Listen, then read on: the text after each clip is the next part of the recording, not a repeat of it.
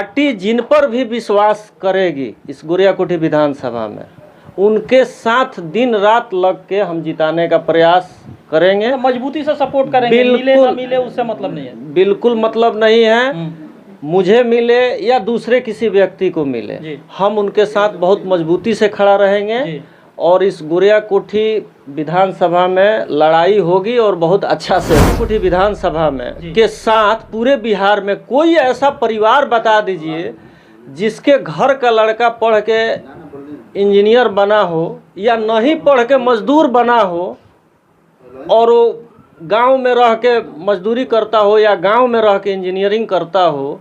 आज तक जो भी सरकारें बनी, क्या उनका दायित्व नहीं बनता था कि ये सारी व्यवस्थाएं होनी चाहिए अपने यहाँ ही?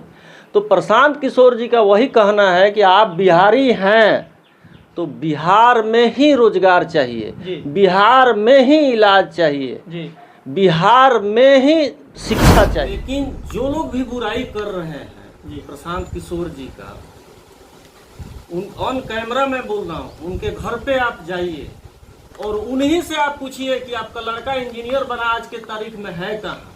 उनका जवाब आएगा कि मेरा बेटा हैदराबाद में नौकरी कर रहा है, मेरा बेटा दिल्ली में नौकरी कर रहा है, मेरा बेटा महाराष्ट्र और गुजरात में नौकरी कर रहा है। इसी व्यवस्था को परिवर्तन करने के लिए प्रशांत किशोर जी लोगों के घर घर आ रहे हैं। और ये बात पूरे बिहार में लगातार एक बात की चर्चा हो रही है कि जेपी आंदोलन के बाद अगर बिहार में फिर से कुछ नया आंदोलन हो रहा है तो वो प्रशांत किशोर जी की जो पार्टी है जन सुराज, जिसके वो कर्ता धर्ता हैं, उसी तरीक़ा से जो है एक बार फिर से बिहार में आंदोलन चला है। बिहार परिवर्तन आंदोलन, यानी बिहार में बदलाव को लेकर के आंदोलन कर रहे हैं और लगातार पूरे बिहार में घूम रहे हैं।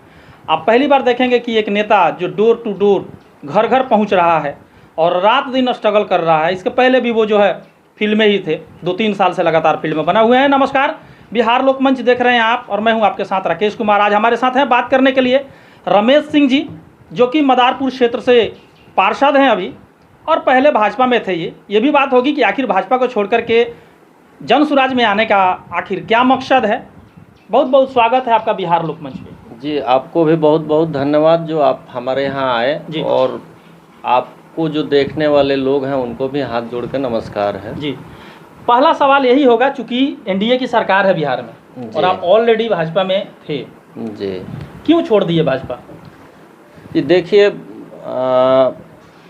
हम प्रशांत किशोर जी का जो सोच है जी, जो विचारधारा है जी, उससे काफ़ी हम प्रभावित हुए और उनका जो सोच है, विचारधारा है, अगर उस पर थोड़ा भी लोग अमल कर लें जी, और करेंगे भी और कर भी रहे हैं, तो मुझे लगता है कि जो हम लोग सोचते हैं अदर स्टेट जैसा कि बिहार में ये होना चाहिए, वो होना चाहिए, वो सब ज़मीनी स्तर पे दिखने लगेगा जी।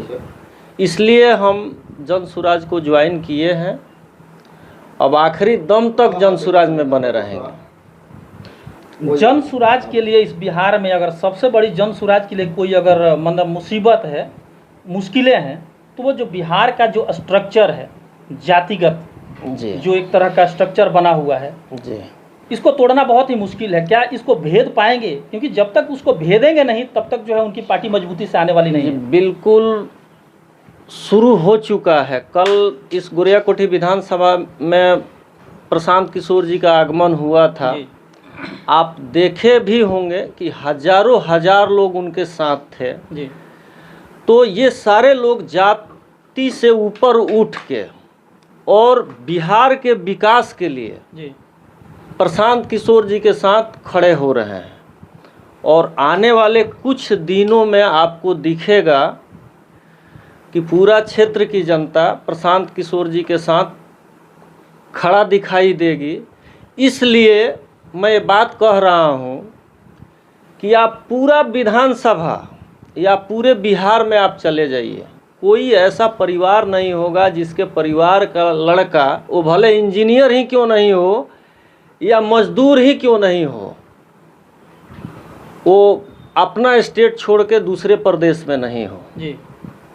हर व्यक्ति पीड़ित है इस सिस्टम से और जो लोग समझ रहे हैं कि नहीं प्रशांत किशोर जी जो बात कह रहे हैं वो सही है, वो लोग तो आना धीरे धीरे सभी लोग शुरू कर दिए हैं और आने वाले कुछ दिनों में सभी लोग जुड़ते जाएंगे और एक कारवां पूरे बिहार में बढ़ती जाएगी। हर पार्टी की एक विचारधारा होती है जी, और विचारधारा के साथ ही लोग जुड़ते हैं जी, लेकिन लगातार आप देखेंगे जी, तो बिहार ही नहीं पूरे देश में जी, पार्टियों का भी आजकल विचारधारा बदलता रह रहा है। जैसे हम जी। लोग वर्तमान में अभी आरजेडी की बात कर रहे थे, एक समय में माई समीकरण था, जी, फिर तेजस्वी जी ने उसमें नारा दिया कि नहीं अब A to Z का नारा रहेगा, फिर जी। उसके बाद एक और नारा दिए कि अब माई और बाप भी लोग रहेंगे, तो माई के साथ बाप, जी, तो एक और नया नारा हो गया।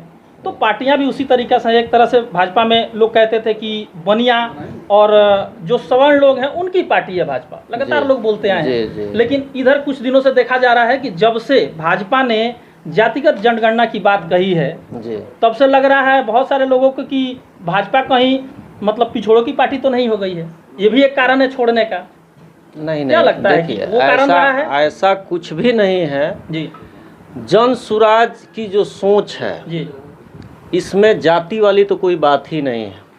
हर जाति धर्म से उठकर लोग प्रशांत किशोर जी से जुड़ रहे हैं जी और जन सुराज का जाति की कोई बात ही नहीं है और ना ही जाति में विश्वास है।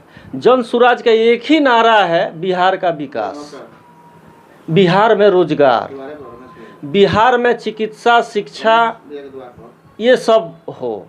लोगों के हित के बारे में यही एक पार्टी है कि जो जाति का बात नहीं करके हमारे आपके विकास की बात कर रही है। क्योंकि मैं अपने नज़रों से जो देख पा रहा हूँ और मेरी जितनी समझ है उस समझ से हमने देखा है कि प्रशांत किशोर जी का जो रियल में आइडियोलॉजी है, जी, बिहार के जो लोग हैं, क्योंकि जाति का बेस है यहाँ पे, जातिगत जी, लोग सोचते हैं, उसी जी, तरीके से जो है जी, वोटिंग भी करते जी, हैं। जी। तो उनका जो आइडियोलॉजी है वो जन जन तक वो प्रशांत किशोर जी पहुँचा पाएंगे और उस जाति का जो दीवार है उसको तोड़ पाएंगे? टूटेगा। और कल के भीड़ से आपको भी दिखा होगा, कल आप शायद थे या नहीं थे, धीरे धीरे जातीय बंधन से लोग निकल के आ रहे हैं, पार्टी ज्वाइन कर रहे हैं और विकास की बात कर रहे हैं लोग। और लोग भी समझ जाएंगे चुनाव आते आते, अभी तो चुनाव में टाइम है जी कि क्या अच्छा है क्या गलत है, कौन हमारे हित की बात कर रहा है, और जातीय बंधन नहीं रह जाएगी।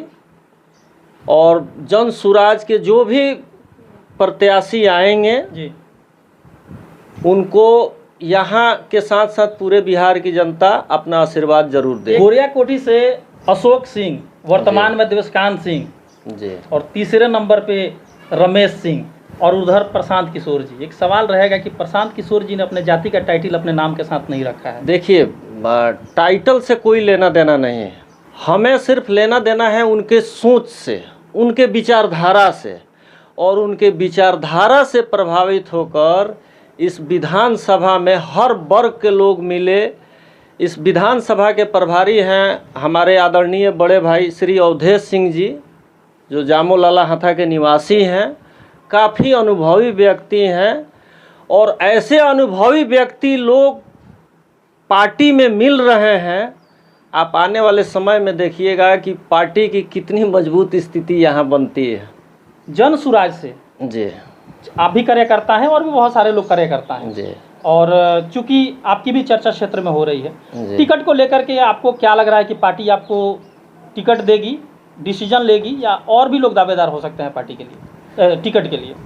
पार्टी जिन पर भी विश्वास करेगी इस गोरिया कोठी विधानसभा में, उनके साथ दिन रात लग के हम जिताने का प्रयास करेंगे। मजबूती से सपोर्ट करेंगे, मिले ना मिले उससे मतलब नहीं है। बिल्कुल मतलब नहीं है, मुझे मिले या दूसरे किसी व्यक्ति को मिले, हम उनके साथ बहुत मजबूती से खड़ा रहेंगे और इस गोरिया कोठी विधानसभा में लड़ाई होगी और बहुत अच्छा से होगी।